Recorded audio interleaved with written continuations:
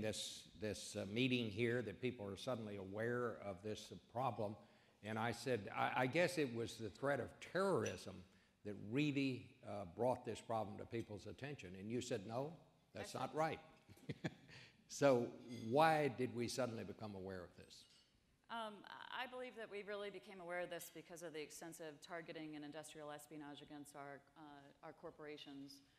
And that's not just U.S. corporations, it's global corporations. And as you start to steal their intellectual property and you affect their price points in the overall international marketplace, that it became really an economic security problem for all nations.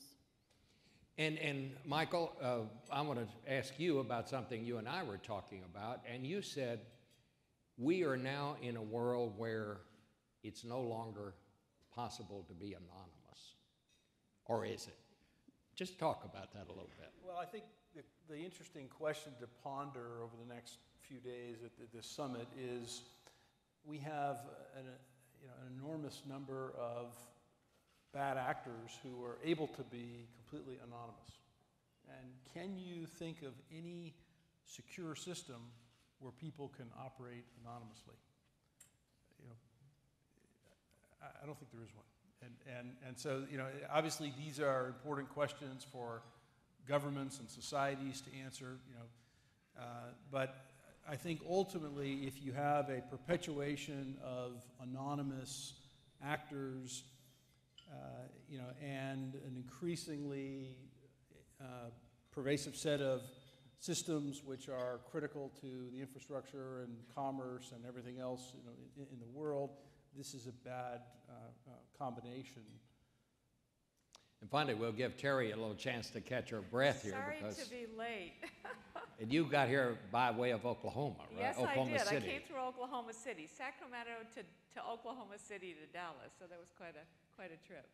Well, you have quite a reputation, Terry, out in California for the job you've done out there, running the information systems and so forth. Just to kind of start us off here, what are the things that you have done out there?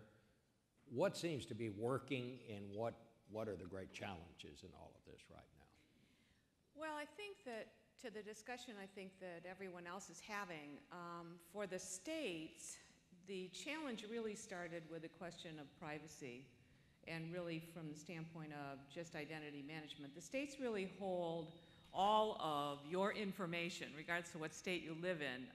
We hold more information about each individual citizen probably than any other entity. And so as we see an increasing number of attacks, if you will, that really starts to give us, more and more pause.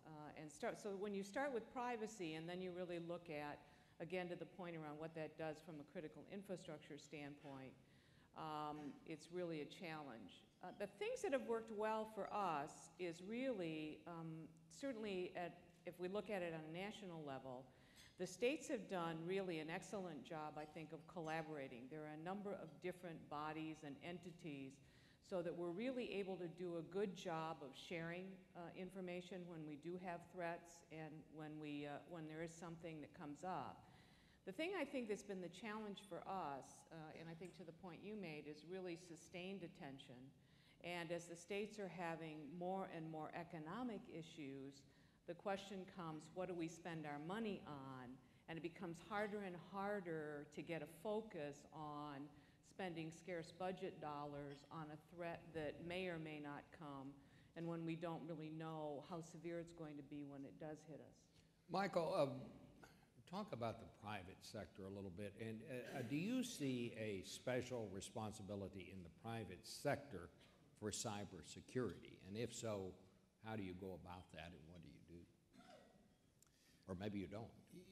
We certainly do, and we see it on behalf of our customers, and we integrate security into our products. And I think it's not just the private sector. Obviously, we need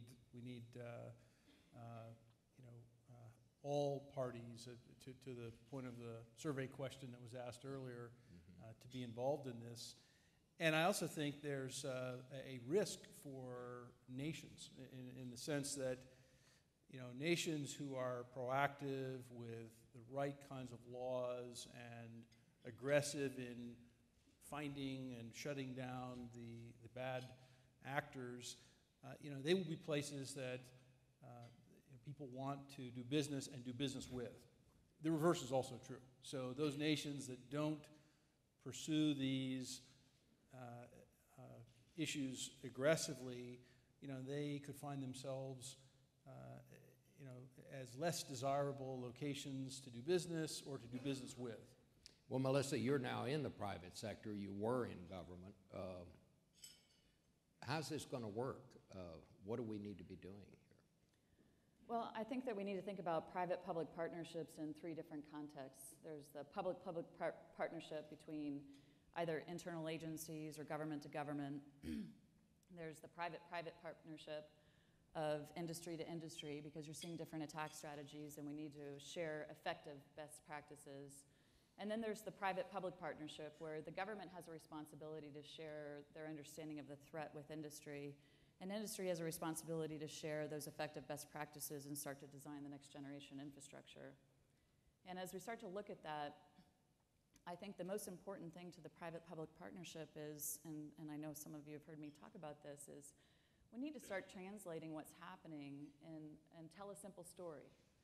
And I like to use a couple of different simple stories of why the partnership is so important and why we need to innovate together and start to design security and upfront. And the first is, and Gerben is going to laugh, because as we start to think about using our credit cards in the United States, and you might be at the gas station or at the supermarket, and many times now you're being asked for a 5-digit number, which is the zip code, which ties to your billing address in the United States. Well, that only works for the United States. And I was in Florida just a few weeks ago, and it wasn't just at the gas station, but it was at the supermarket, and it was at the drugstore, and it was everywhere. And I was thinking to myself, we created a Band-Aid solution to a problem that we're seeing from fraud and organized crime in the United States, but effectively we've just turned all of the rest of the world back to cash transactions in the United States. And that's not necessarily a good thing.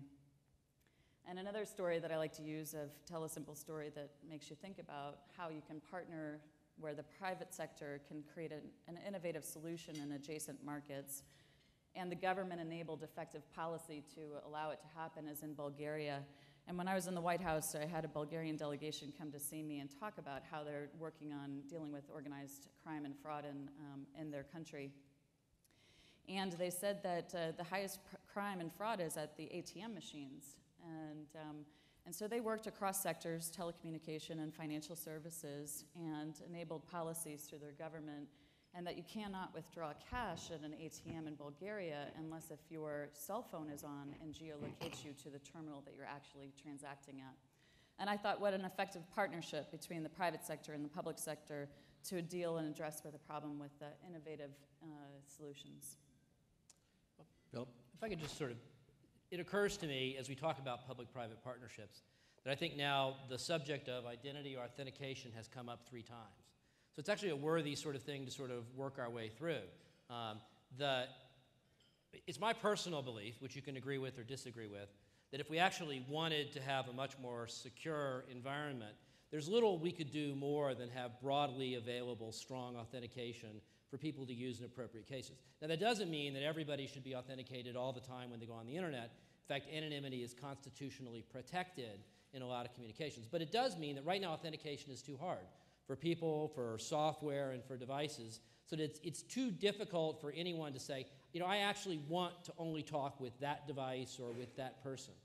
And that's a classic case where we're going to, in fact, need a public-private partnership. Because going back, this is not sui generis with me, going back decades, people have talked about the need for broad use of authentication in a way that protects privacy, as Melissa was talking about. But we actually haven't had it deployed in a way that it's usable by people. So we've got to focus on public-private partnerships, but not as a general matter, but on